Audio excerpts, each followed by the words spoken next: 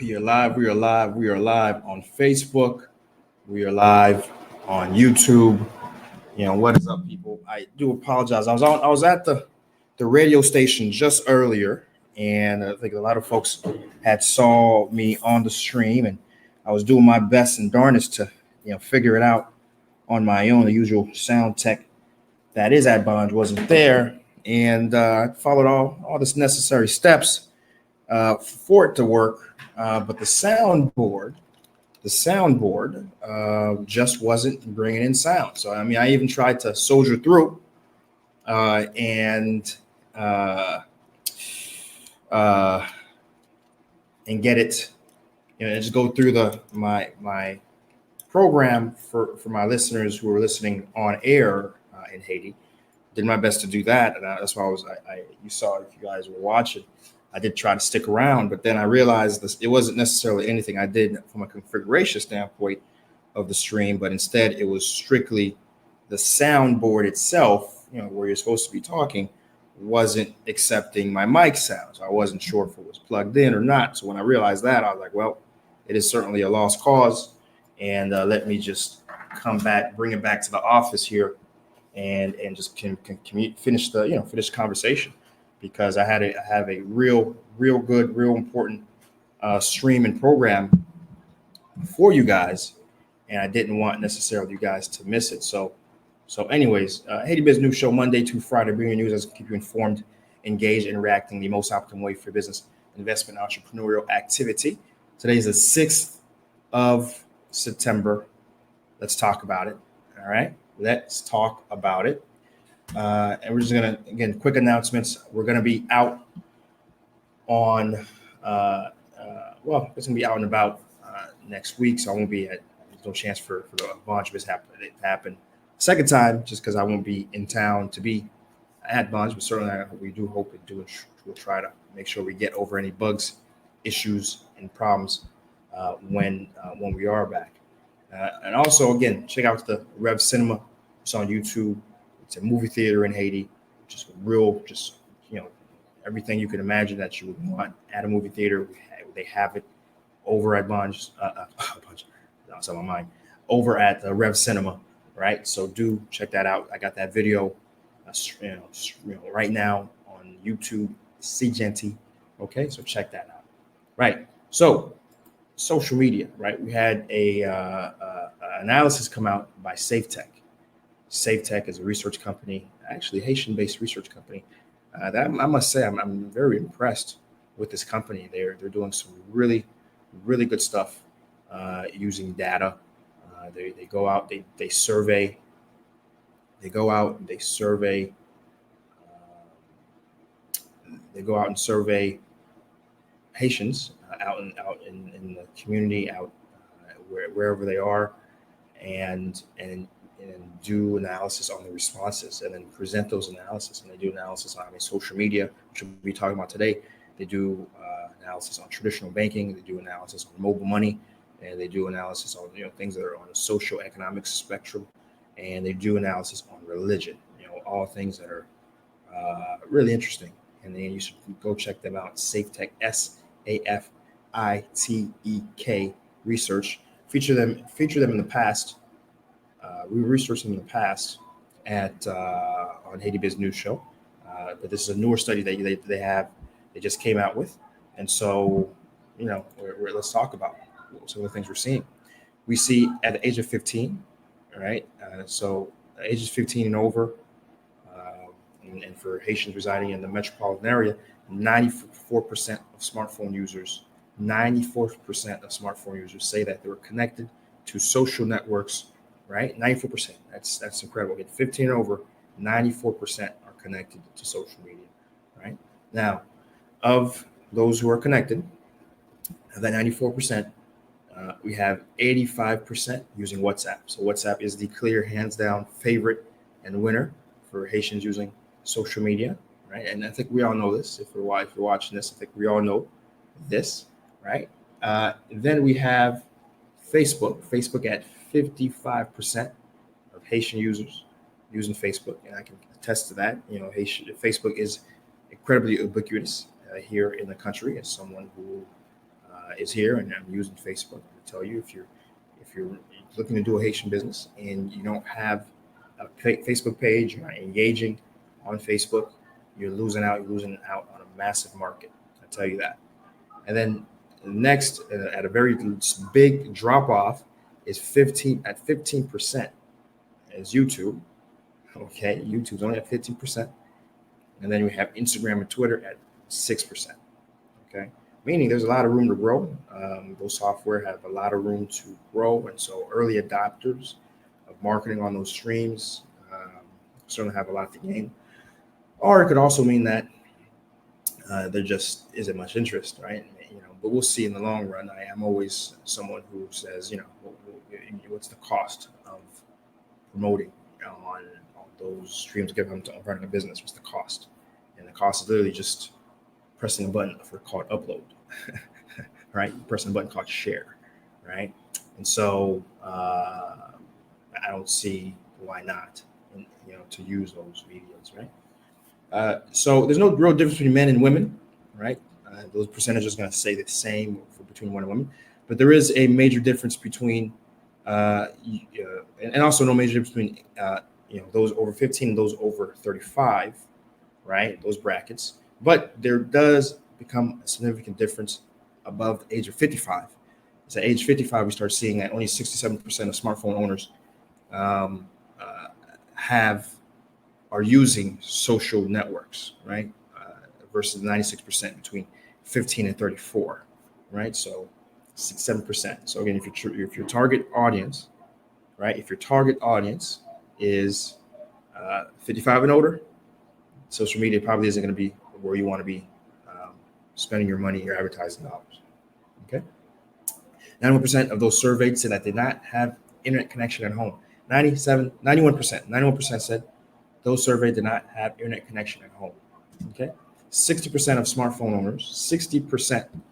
owners said that they have difficulty to access Wi-Fi, right? So those who even do have access to Wi-Fi say that electricity and shortages makes it difficult to use, because again, just imagine when you're trying to use it, you are unable to, because either there's enough power, or you don't have enough charge.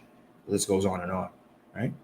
The average metropolitan user uses 1.3 gigs of data. What does that mean? What does that mean, Chris? Here's what it means. I have my little internet box. I travel around, have fiber in my office. On one day, I use 1.3 gigabytes of data. On one day. So most Haitians are using the equivalence of one day's data over a month because of all the issues we just talked about, right? So again, SafeTech has a lot of political numbers. We can just spend a whole entire episode just looking over, and we probably will sometime in the future, just looking over a lot of the numbers that they've collected. I do question exactly how representative the sample is, just because I don't know that Haitians of means generally they go to work, hop in their car, and then head out. Right, hop in the car, head out.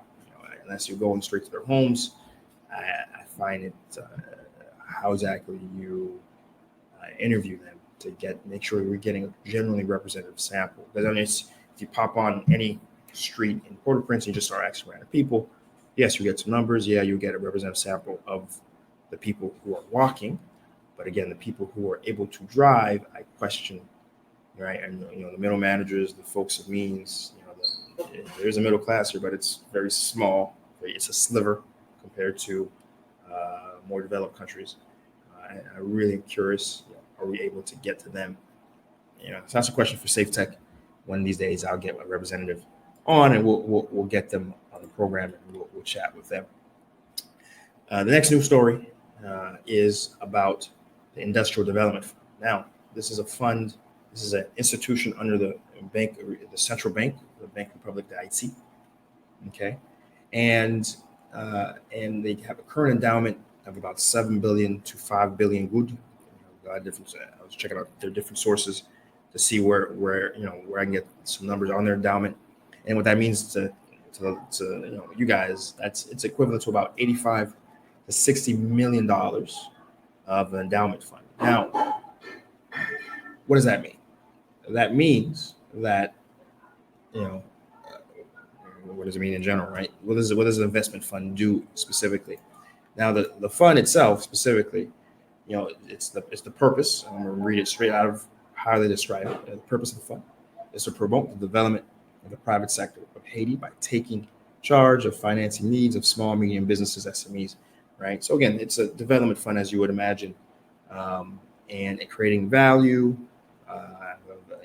adding local raw material and operating in a way that's not detrimental to the environment, right? Where they invest in raw materials and extraction, right? They only invest in only sound enterprises, profitable, right? Financing projects of the interest of the development of the country itself, i.e., they eye exporters, they eye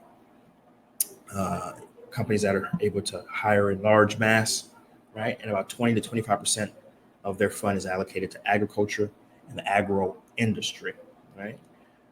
They have different, just to keep it real simple, just to help you wrap your mind around it. Again, they lend money to businesses. They basically do provide business loans, right? That's the majority of what they do. They can have alternative structures because if a business was trying to go to a commercial bank, commercial banks can be pretty stringent, especially for newer enterprises and newer ventures. And so they offer some alternative evaluation methods to allow themselves to lend to those sort of businesses, right? Now, I found this cool because I wasn't, well, I mean, I've heard, whispers of a development fund, industrial development fund in the country, but I never had any concrete evidence of that or articles referring that. Of course, there was the recent article here, HaitiBizNews.com, HaitiBizNews.com. Go check that article out. That we had Edmond Clément become the new head of the industrial fund. And a little bit about Edmond Clément. He, older gentleman.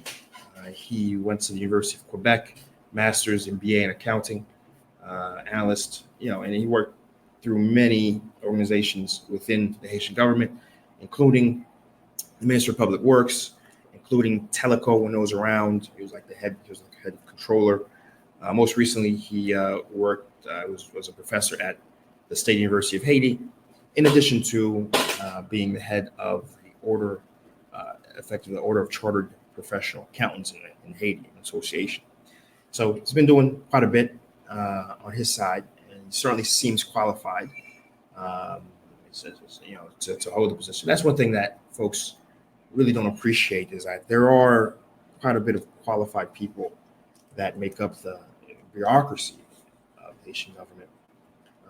But unfortunately, they don't really get an opportunity to not only express their culture. They're in a culture that is, we already know the culture of Haitian politics. And generally speaking, those few good ones that I found and spoken to, they express their absolute frustration of their inability to change the system, either in grand or even locally, even in the organizations that they're a part of, that they're leading. They express how it's difficult to change things because a lot of actors that may be working underneath them were placed by other people who aren't there for anything to change in any sort of way. And they generally didn't have any powers to reprimand them or force them to do anything because they didn't hire them, and they certainly didn't have the capacity to fire them, right? So that's just a little bit conversation from you and me, and what we know is the issue, right? Truly, with qualified bureaucrats and in the overall structure of how things work in Haiti. So I wanted to share that story because, again, this fund is certainly, again, the BIH is doing its best to keep the economy afloat. BIH is regarded as one of the few institutions in the country that is above corruptive practices, that is generally performs in a manner that international. We would expect in any developing country that usually behaves and doesn't overstep. And this being a branch within the BRH, and in fact, it was the president of the BRH who appointed Edmund Kalema. We do expect that the FDI to be productive in its affairs, but personally, I would want to see more of it. I would certainly like it to take more of a lead role in not only development projects in the country, but telling folks about what it's doing. Because I certainly, as much as I'm talking about it right now, I don't necessarily know of any companies that have used FDI to grow, to stay afloat, to cover short-term needs, right? But that is something I want to express to you folks who are looking to start a venture here in the country, and it's of size and it's of impact, that there are institutions, entities like the Industrial Development Fund, FDI, here in Haiti, that you can utilize to scale, to borrow from, and to grow quicker, right? So keep them, funds like this, and as news like this happens, I will share more on Haiti Biz News, and we'll talk about how exactly to apply and how to, get genuine access to these sort of entities and bodies. Okay. So I think that's where we're going to end it. I do apologize that we had difficulties earlier in the stream. We had difficulties earlier at Bunch. Again, I'm not too sure why the soundboard wasn't outputting sound. I don't know, but again, we'll figure it out. We'll get it figured out next time. Again, for folks who were able to watch, the after effects, I appreciate you guys. The folks who were able to watch later on in the day, I appreciate you guys as well. Again, you already know, leave a comment. I like to chat. I like to respond. I like to engage with you guys. I like to help you guys, realize things that you didn't realize. So let's keep the conversation going. Drop a comment. Hit that like. Hit that subscribe. Hit that share button as well. If you really want, to get this sort of information out and to help move the country away from charity and these very negative images. Share this in your groups. Share this amongst your friends. Have them subscribe as well, so we can keep this going and keep this change in and around. All right, guys, that's it. Until we're back at it again. We're back at it again. Peace. Oh.